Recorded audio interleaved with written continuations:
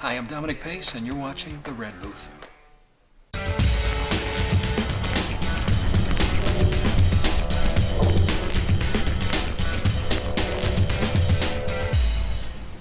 Hi, I'm Kimberly. Welcome to The Red Booth Show. On tonight's episode, I have actor Dominic Pace. He has been in a ton of TV shows like Desperate Housewives, NCIS, Cold Case, and many more, and he also has a new movie coming out. So come and join us. So hello, welcome to the show. Thank you so much for having me, Kimberly. Happy to be here. Yeah, this is very cool. I see that you have been doing a lot of work as a character actor here in Hollywood for a while, actually. Yeah, I've been keeping busy. I can't complain.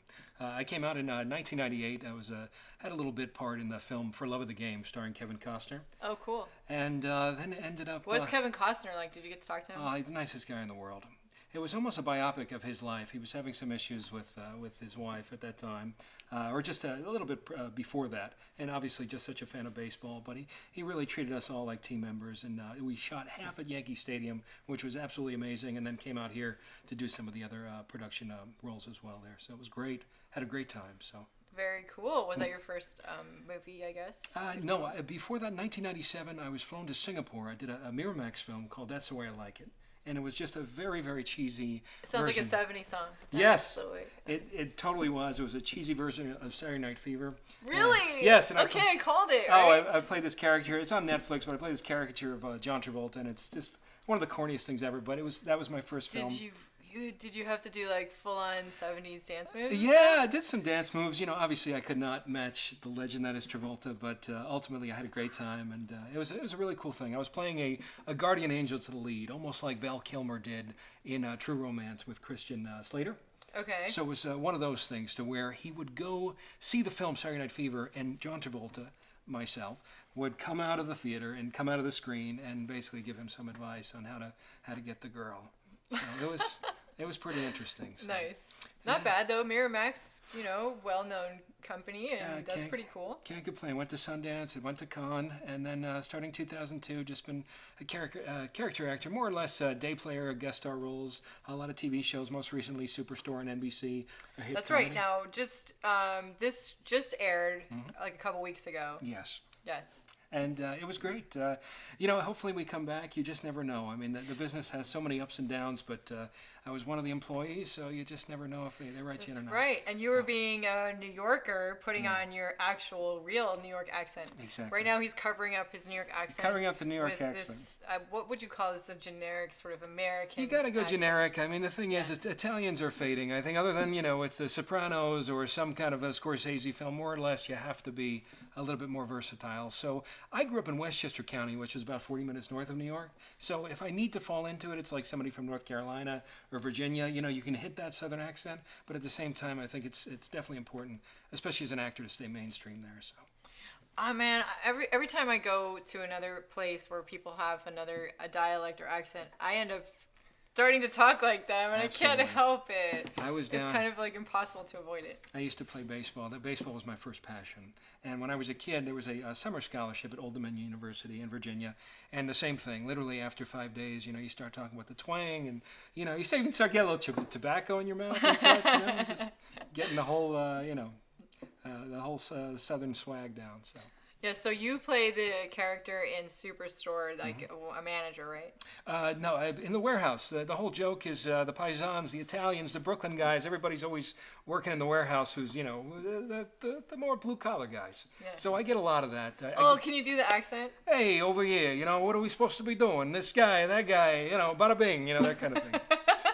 It's funny, the Italians, it's like the one, because it's such a PC society, the one great thing is we can still be a character, and there's no protest going on. God bless, I'm so happy that there's so much political correctness now, but at the same time, it's like, it's nice to be a character, It's a little bit overboard, I think. Yeah. People are a little bit too sensitive. Thank you. Yeah. I know, but it's like you're walking on eggshells now. But Italians, it's like we grew up in New York. Hey, you're walking on eggshells. Hey, you're walking on eggshells over here.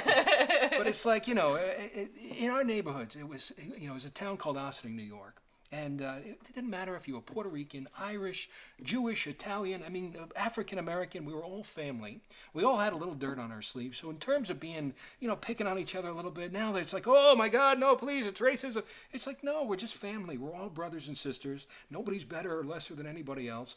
And the beautiful thing, again, is just the Italian culture, I think, really absorbs that and embraces it in many ways. And I'm always happy to portray it. I never get, oh my God, what are they doing to Italians? We're in the back of the warehouse. It's like, get out of here.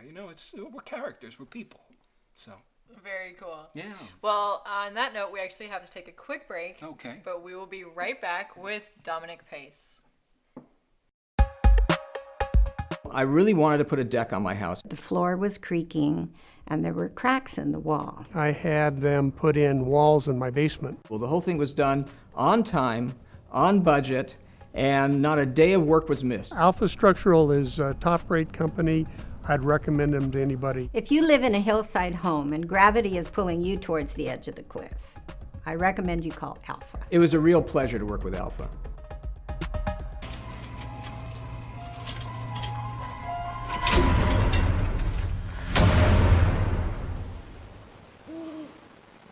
If you don't fix them, sparks from dragging tow chains could cause a wildfire, and that could be scary. Only you can prevent wildfires.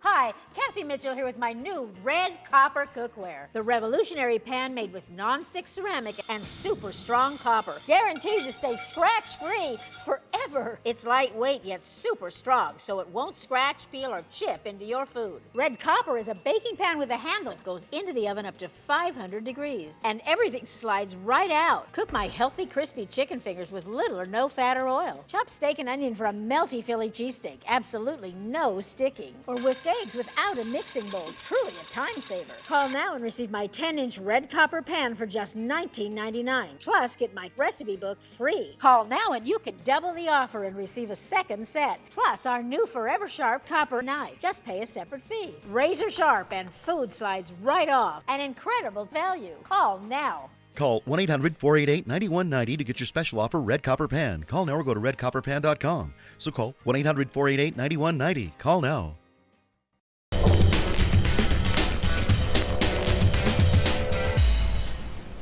All right, and welcome back to the Red Booth Show. We are here with Dominic Pace. How's it going? Pretty good. Thank you so much again for having me. This is awesome. I love the whole 50s set. My mother would be crazy right now. She loves the whole 50s. She has her whole kitchen designed with pink and all the old ice cream cups and glasses and such. So. Yeah. That's cool. Well, it's a lot of fun. I think, doing stuff that sort of pays homage to American history, and I love vintage. So yeah. It's my shtick. What can I say? Absolutely. I loved Dion and the Bellbots and the Five Platters. We used to sing it all the time when I was younger. Oh yeah. As kids, I used to have a group of friends, and especially when you're in high school, you didn't have much money, so we'd go to the girls' parties and we would sing like a song, Run Around Sue or The Wanderer and such. But just I love that. Those are great old songs. Oh yeah, I loved it because my mother used to have those records playing all the time in the kitchen there. So.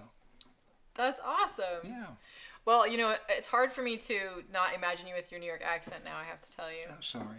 I was just saying, just in regards, when we were breaking, during auditions, when you go in to meet the casting director, I go in for a lot of bad guys. So the thing is like I always still to this day, after 20 years, have a very difficult time trying to... Is it because you shaved your head as a bad guy? Yeah, that's why I'm so excited about this new film, because it's finally a family film where I get to play a nice guy. Nice. But a lot of times it's like, when they ask how you're doing, you can't necessarily be, you're going in character, but at the same time, you want to engage them and be polite and show them that you're a nice person. But you're not actually going to kill them. Right. But you can't go too far to the left, because there was one time, my grandfather, he was such an inspiration to me, and he was about to pass away, and it was a series premiere of Rizzoli and Isles. And it was this tough guy guard who was grabbing this guy and saying, hey, come over here, And I went in nice, and she said, you're a really nice guy. This guy needs to be a real prick. And I said, just give me one more shot. And I'm able to turn on it so much. That's why I love acting. That's why I love the adrenaline rush and just kind of the day-to-day flow of it, because you're able to really unleash, as a man, as a woman, just all these emotions, to where in real life, we're kind of contained, and we have to be, obviously, So. That's cool. Yeah. And you've been on a lot of different TV shows. Why don't you tell us a bit about that? Oh boy, Desperate Housewives, Cold Case, Navy NCIS, General Hospital, you name it. I've just been very grateful. I have a really good representation team. Right now, Marquis Musgrove, who's now my manager, he's absolutely amazing. Oh, he's wonderful. Yeah, and he thinks out of the box. I kept telling my agents, who I just left one team recently, I am willing to travel. I don't, LA, there's so much competition, but there's film in Georgia. I have friends in Georgia, friends in Florida, friends in New York, and he really thinks outside the box. So it's just obviously continuing to keep that momentum going, and I've just been so grateful of every job. I think one of the mentalities that a lot of artists lose in this town is feeling as if you have deserve something, whereas you just treat every job as a privilege, and then it seems like a gift. So even if you work 2 or 3 times a year, it's a gift. Because what we're doing, it's just you're playing, you're becoming these amazing characters, where it's just a dream for so many people. So when you come That's from true. very little, it's amazing joy to do it each time. That's really cool. Mm-hmm. And what was the first big show that you got? NYPD Blue, and it was 2003. It was opposite Henry Simmons and Gordon Clapp, and it was just such a dream come true. At that time, I went to college for 1 year, and my mother, she backed me 100% when I dropped out. She knew I wasn't going to be playing PlayStation and smoking weed on the couch. And she knew that I was going to go down to the city and hustle and bust my butt to this day. So that was just a huge monumental thing, because ultimately that was about 10 years later, and that's how hard the business is. You have to train, you have to study. It's not an easy craft, it's not an easy business. But to be able to have that day, it was in September of 2003, it just meant the world to me. And there's a casting director, his name is Scott Genginger, and he's just one of the sweetest casting directors you can imagine. And he was the one that gave you the He's the one who part? did, yeah, and I got the phone call, and it was just a beautiful, monumental moment for me there. So, yeah, sorry, it was a long. He's getting choked up. Yeah, over it was a hard journey, and it still is. But like I said, I love every single day of it. And That was really, 2003? 2003, yeah. Okay. And ever since, each year, we've been booking consistently. The most fun role has been Prison Break. Because ultimately, Okay. Yeah. So what did you play in Prison Break? I was a soldier, but one of the things, especially as a guy or even a girl, we used to play. We had a street called Ferris Place in Ossining, and we used to play cops and robbers just like every normal kid. And to be able to come to work and get paid a really handsome amount, at least for about 3 or 4 days, and play, they had these what's called squibs. They were blood packets. Oh yeah, they explode. And Oh stuff. yeah, and they were fake, blanks and such. And we were doing a car chase. It was just such a dream come true. It was less about performance as an actor, but it was more in terms of the action, which again just brought me right back to childhood. That's so cool. Yeah. We have to take another break. Sure. But we'll be right back with Dominic Pace. I really wanted to put a deck on my house. The floor was creaking, and there were cracks in the wall. I had them put in walls in my basement. Well, the whole thing was done on time, on budget, and not a day of work was missed. Alpha Structural is a top-rate company. I'd recommend them to anybody. If you live in a hillside home and gravity is pulling you towards the edge of the cliff, I recommend you call Alpha. It was a real pleasure to work with Alpha. Have you been denied credit or hit with high interest rates? A low credit score happens to many of us, especially if you've struggled with medical bills, divorce, student loans, job loss, and more. And millions of people are victims of incorrect items on their credit reports and don't even know it. This leads to a lower credit score. That's why you need to call Credit Repair Pros. We'll communicate with your creditors and the credit bureaus to address unfairly reported items, late payments, collections, charge-offs, and even bankruptcies. And that can lead to a higher credit score. Our proven process has resulted in past clients seeing on average significant improvements in their credit scores month after month. Start rebuilding your credit score today. Call now to start building a higher credit score to help you get the things you want, like a new car, new home, an education, or new job. Plus, call now and request your credit report and credit score for free in minutes. Call 1-800-308-7306. That's 1-800-308-7306. So, you've decided to go to college. That's cool. So, pop quiz. Which is a better way to earn your degree? Commute to college and fill your gas tank, get stuck in traffic, drive in bad weather, try to find a parking space, walk a half mile to class, or learn online at Independence University. In the park on a bench, on the beach on a towel, or on your couch with your kid, your campus is wherever you want it to be. You don't go to college. College goes to you. That's independence. That's Independence University. You schedule classes around your schedule, and all your supplies, including a brand new laptop and tablet, are included with tuition. At Independence U, you'll learn from professional instructors with real work experience. You'll get personal support in school and employment assistance when you graduate. Get your degree, but keep your life. That's independence. That's Independence University. So if you're really smart, you'd call now. Call 1-800-466-0560. Independence U, for an independent you. Call 1-800-466-0560.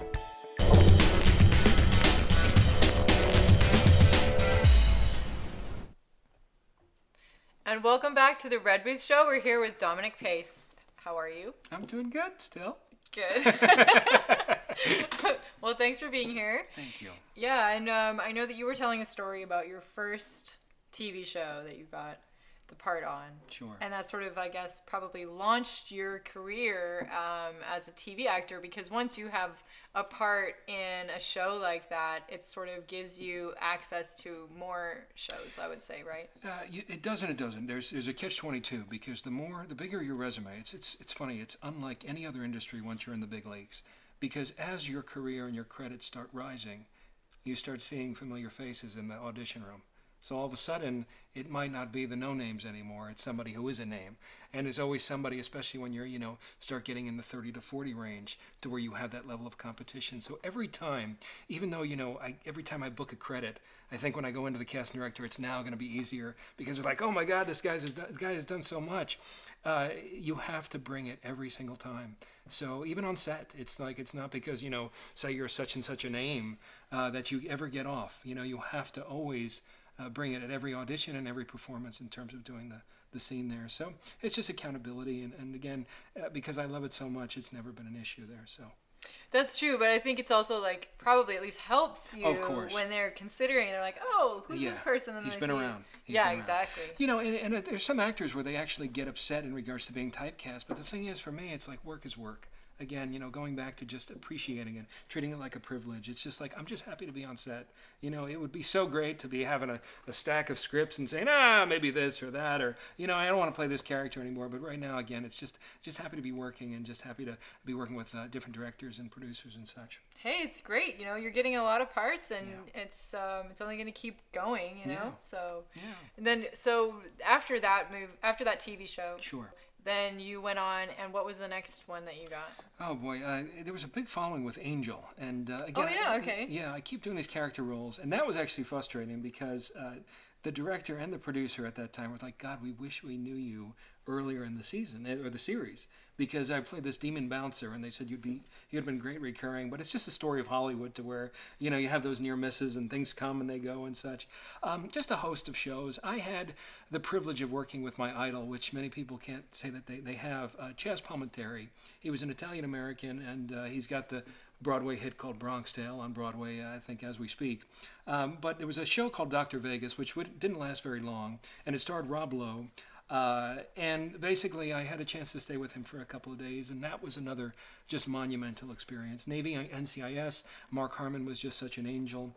And then it goes on from there. The Riches, Cold Case, again, Young and the Restless, Days of Our Lives, and again, Superstore.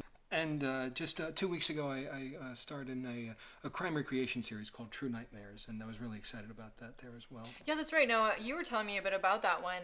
There's a story it's a true story. Yes.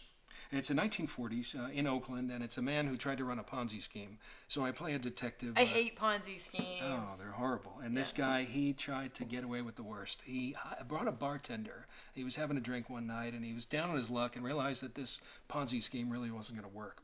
So he brought this bartender back to his place, murdered him. He burnt him to a crisp so that nobody would recognize him. And unfortunately, the guy that he killed happened to be 2 inches shorter. So little by little, detective, myself, catches on to it, and he's on the run, and you have to watch it. It's a series called True Nightmares on Investigation Discovery, and Todd Robbins is the narrator of it, and he just does an amazing job there. So really excited. Kind of like a little feel of Twilight Zone with it there. So nice. Yeah. That's really cool. Mm-hmm. So we'll have to definitely check that out. Absolutely. And then January we head to Atlanta for my first lead role in a really long time in a feature film called Ernie and Serby. And it's a spiritual film. It's about a boy who comes down from heaven and as an angel. and nobody can understand where his foster parents are, who his parents, almost like It's a Wonderful Life, or it's Miracle on 34th Street, where you just don't know where he's from, but kind of gives you the mysticism of the fact that he is truly an angel. And he comes with his dog, and I play a detective on the case there as well. And it's a beautiful family film. So you play detective pretty well. Some with the Italians, Yeah, they always have us. There's a lot of Italians that play detectives. Either on the side of the good law or the bad law. So it's kind of a fun character type with my look. So I'm really looking forward to it. And I've never been to Georgia or Atlanta. I have some really dear friends there that I'll be staying with. So I'll be there for 3 weeks. And that's very exciting. Thank you so much. Congratulations. Yeah, I'm looking and it's going to be coming out next year, right? And thanks to Marquis Musgrove. He was the one who landed that for me. So very cool. Thank you. Good job, Marquis. Yeah. All right. Well, we have to take another break, so we'll be right back with Dominic Pace. So you've decided to go to college. That's cool. So pop quiz. Which is a better way to earn your degree? Commute to college and fill your gas tank, get stuck in traffic, drive in bad weather, try to find a parking space, walk a half-mile to class, or learn online at Independence University. In the park on a bench, on the beach on a towel, or on your couch with your kid, your campus is wherever you want it to be. You don't go to college. College goes to you. That's independence. That's Independence University. You schedule classes around your schedule, and all your supplies, including a brand new laptop and tablet, are included with tuition. At Independence U, you'll learn from professional instructors with real work experience. You'll get personal support in school and employment assistance when you graduate. Get your degree, but keep your life. That's independence. That's Independence University. So if you're really smart, you'd call now. Call 1-800-466-0560. Independence U, for an independent you. Call 1-800-466-0560. Hi, Kathy Mitchell here with my new red copper cookware. The revolutionary pan made with non-stick ceramic and super strong copper. Guaranteed to stay scratch-free forever. It's lightweight yet super strong, so it won't scratch, peel, or chip into your food. Red copper is a baking pan with a handle that goes into the oven up to 500 degrees. And everything slides right out. Cook my healthy, crispy chicken fingers with little or no fat or oil. Chop steak and onion for a melty Philly cheesesteak. Absolutely no sticking. Or whisk eggs without a mixing bowl. Truly a time saver. Call now and receive my 10-inch red copper pan for just $19.99. Plus, get my recipe book free. Call now and you can double the offer and receive a second set. Plus, our new Forever Sharp copper knife. Just pay a separate fee. Razor sharp and food slides right off. An incredible value. Call now. Call 1-800-488-9190 to get your special offer, Red Copper Pan. Call now or go to redcopperpan.com. So call 1-800-488-9190. Call now.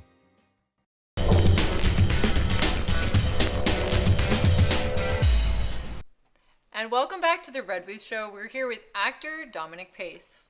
And Dominic, you have been in a lot of different TV shows, and now you have your own movie that you're going to be starring in coming up, filming out in Georgia, right? That's correct, yeah. Ernie and Serby. And it's directed and written by a few sisters there. And like I said, I can't say enough about Marquis Musgrove, my new manager. He's just done an amazing job. I was with an amazing agent and manager for quite some time. And one of the things I wanted them to do was think outside of the box. There's a lot of things at the major league level that is packaged with, say, CAA, ICM, and Endeavor. And at the end of the day, we all would love to get there. We all want to be in a Marvel series or a Star Wars series and what have you. But the reality is, if we keep shooting for the major leagues, sometimes we end up just picking those small little roles. So what I told my agent, and I was very adamant about, was go towards a low budget. I don't care if it's $150,000, $200,000. I would rather be working, if even it's $150 a day, doing what I love, as opposed to all the independent contracting odd jobs that we have to do as artists. And Marquis Musgrove, I was just so happy to meet him. I met him through a very talented actress, Lourdes Lopez, this beautiful Latina. You got to have her on your show. She's amazing. We're doing a film together called Anonymous Killers. We're completing in New York next year. But anyhow, she was represented by Marquis, and Marquis had that go-getter attitude. And it's so funny because I texted him a few months before I signed with him, and I said, what makes you special? He says, I will fight for you. And I said, that's all I need to hear.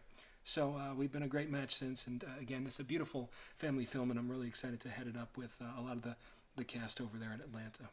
Very cool. Congratulations. Thank you. And Marquis is totally awesome. Yes, he is. Hey, Marquis. Hey. All right, cool. Yeah. Now, another thing about you is you have been doing this while you're also a father, which is a huge deal. I mean, I'm a mom. I have 3 kids. Yes. Well, now they're not so much kids anymore. And I, doing this career and following your artistic goals and having a family is something that I think that can be kind of controversial. Sure. But I know you were going to say something about that. It's a beautiful time to be an artist. And the reason being, for many years I had to wait tables and I managed a restaurant, and it was literally killing me.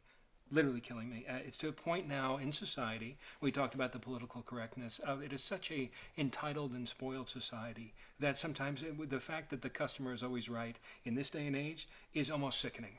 So it got to a point to where I started flirting around with different independent contracting jobs, specifically Lyft, Uber. There's another app, it's called Winolo, which is absolutely amazing to fill in the blanks in between the times that you're not doing a film or don't have an audition. And before this, I had to be married to the restaurant. 50-hour work weeks. The 2 days that I had off, I didn't want to talk to anybody. I went off Facebook because I thought that the dream wasn't alive. And I cannot tell you, and most people would hate me for saying this, but I cannot tell you how grateful I am for the magic of Lyft and Uber, because that was all I needed to catapult me to be able to have my freedom for my auditions, the press releases, and also small bookings, even low-budget films that might be $100 or $200 to where, when you were managing a restaurant, you can't do. I had 2 of the most amazing general managers that I worked under as an assistant manager who made the flexibility as best as they could. But even when I had the 50-hour work week and had the freedom to audition, it was just becoming so overwhelming. So it's a time right now as an artist that is absolutely amazing, because if you're hungry enough, there is that opportunity. You get out there, you drive, you shovel, you do whatever you have to do in order to support your family. And at the same time, as long as I have that freedom to make that audition, I can't tell you how much I've been in heaven. Wow, I mean, you're talking about something that's a pretty important topic with people trying to be in this business. Just being able to pay the bills, pay the rent, Absolutely. Feed your family and stuff like that. The only thing is, I mean, you can get lazy. I mean, because you are literally, for the first time in your life, making your own hours if you're not getting out there and hustling. And again, the other thing that really messes with your head is you can have a nice guest star in a show where they're like, Mr. Pace, please come here, and it's so great to see you. And then the next day, I mean, you're back to not having a job. So you have to really stay focused, really stay disciplined, stay humbled every single day, and just really look at the big picture. And I'll tell you, I've been doing it for 2 years. I have such a supportive family. My wife's been amazing, but the one promise I made to her was I was not going to get complacent with this and sit at home and just wait for the big break and such. Well, very well done. You're doing it. Thank you. And you have 2 movies then coming out next year. Anonymous Killers as well. It's in hiatus right now. At this level, when you have these $500,000 budgets, sometimes they get a little bit of just a little block in the road in terms of getting the extra financing, but he wants to make sure. Yeah, that's why there's this whole industry of gap funding, gap financing. Yes, exactly. And I am confident beyond belief. It's a very talented director, a beautiful script. It's a suspense thriller. It's about 5 killers trapped in a room. They don't know why they got there. They have all. Oh dang! Are they gonna all kill each other? Yeah, well, no, it's really compelling. It's amazing, and it's a beautiful script, and it will definitely get done by next year. Really excited about that one. A.R. Hilton, he's a director. He's from Mount Vernon, New York, and he's just an absolute amazing artist, and really happy to finish that up with him there. So. Well, that's fantastic. Thank you. Thank you for coming on the show and telling us about you and your story, and I really appreciate it. Thank you for having me. I really appreciate it. Perfect. Thank you so much for watching actor Dominic Pace on The Red Booth.